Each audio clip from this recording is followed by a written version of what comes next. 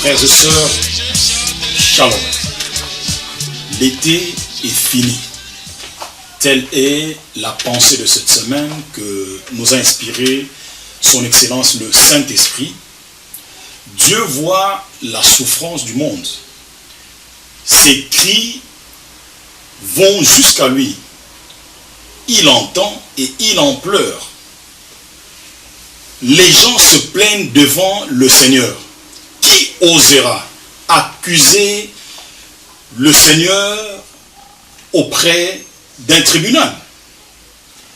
Jérémie 8:20 nous dit ceci: la moisson est passée, l'été est fini et nous ne sommes pas sauvés.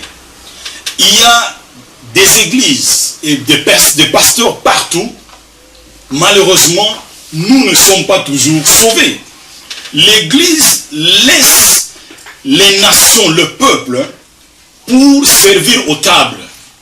Et nous ne sommes toujours pas sauvés. L'Église endort les gens avec les guerres doctrinales et dénominationnelles. Et nous ne sommes pas toujours sauvés. Ils ont développé des conférences, des congrès, des conventions, même c'est ce qu'ils appellent leur plateforme. Et nous, malheureusement, nous ne sommes toujours pas sauvés. Les évangélistes ne prêchent pas. Et nous ne sommes pas sauvés. Les prophètes doivent venir de loin en prophétisant des faussetés. Malheureusement, et nous ne sommes toujours pas sauvés. En ville, il y a les hommes d'affaires, mais l'argent est rare. Et nous ne sommes pas sauvés. Les apôtres ne s'appliquent plus au ministère de la parole, ni à la prière, et ne jeûnent plus. Et nous ne sommes toujours pas sauvés. Les bishops sont dans des grosses voitures climatisées. Par contre, les vrais missionnaires n'ont ni vélo, ni moto. Et nous ne sommes toujours pas sauvés. Les évêques sont dans des châteaux avec piscine. Et les vrais envoyés n'ont rien pour puiser de l'eau parce que le puits du village est profond. Et nous ne sommes toujours pas sauvés. Les veuves, les pauvres et les orphelins restent toujours abandonnés à eux-mêmes. Et nous ne sommes toujours pas sauvés. Les enseignants réclament des fortes offrandes. Et nous ne sommes toujours pas sauvés. Les diacres, pleins de grâce et de puissance, restent toujours cloîtrés dans les quatre murs. Et nous ne sommes toujours pas sauvés. Sont-ils beaux aujourd'hui encore le pied de ceux qui annoncent l'évangile, de ceux qui annoncent la paix? Et nous ne sommes toujours pas sauvés. Les gouvernements endurcissent les mesures parce que les missionnaires se sont fait corrompre. Et nous ne sommes toujours pas sauvés. Les prédicateurs ne sont pas envoyés.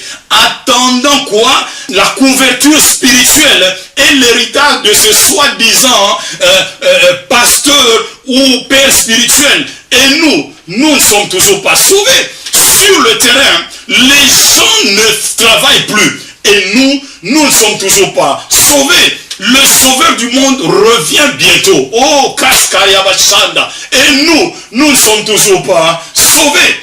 Je voudrais poser une question, mon frère, ma soeur, à toi qui m'entends aujourd'hui. Y a-t-il eu dans la vie quelqu'un qui n'a point laissé passer la moisson? C'est quelqu'un qui n'a point laissé finir l'été en vain. Quelqu'un qui n'a pas permis aux autres de se plaindre disant « Nous ne sommes pas sauvés ».